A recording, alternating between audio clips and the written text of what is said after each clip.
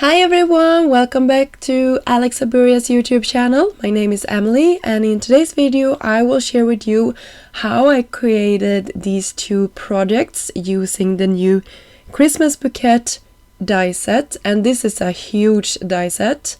I started off by creating my backgrounds. I dry embossed the background die for the first one on cream colored cardstock, and for the second one I created a shaped card by letting some parts of the die overhang the top of my note card, and then I will attach another white panel on top of my card base so that none of that hinge mechanism will be shown, and our card base is done, and I can attach the beautiful panel on top, and that will be our guide.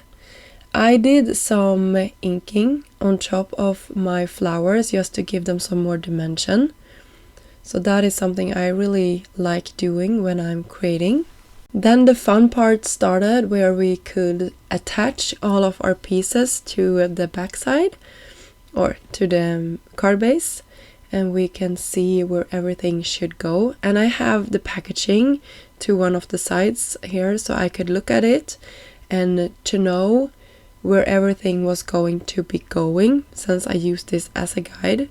You can definitely do your own arrangement. There is examples of that as well, but I wanted to have two for my video today, where I'm showing you how to do this according to the packaging and also one that is more freely done.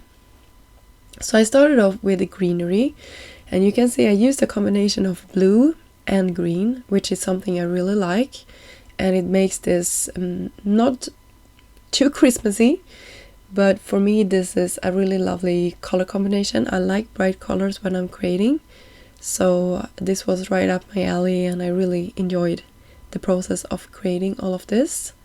On the packaging, these should we call them flowers, had a stem on the front of them, so I did the same thing. You could also have them in the back. By the way, I'm using some new cardstock from Alex Aberia for those white flowers. It's a really subtle shimmery look, but really gorgeous. And I also used the new gold cardstock in the center of my flowers.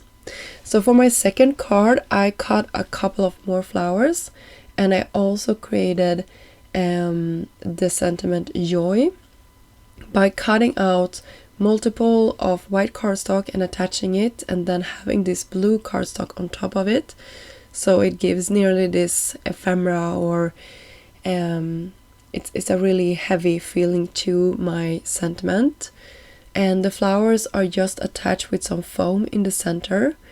I will not end up using all of these for my project today, but I had a ton to choose from when I created, and that is also a tip to create more than you think you will be needing, because it's nice to have a variety and just go with the flow when you are attaching stuff. I also did some clusters, which is something I like when I'm creating, so I think it's easier to move around a cluster of flowers that you really like, and then you can fill those clusters with some more greenery or flowers if it's needed. So this is really cute. For this, I used a sentiment on top of it. I believe it comes from the expression gratitude, but I'm not 100% sure. And then I attached this. You can really see the dry embossing here on the background. So beautiful.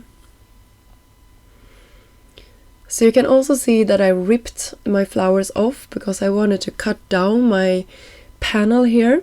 So I did that, and I then sort of puzzled my flowers back again where I wanted them to go.